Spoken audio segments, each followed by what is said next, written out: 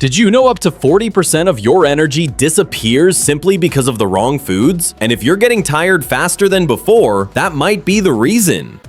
For steady, long-lasting energy, you need foods that release it slowly. Whole grains, nuts, berries, citrus fruits, and quality dark chocolate.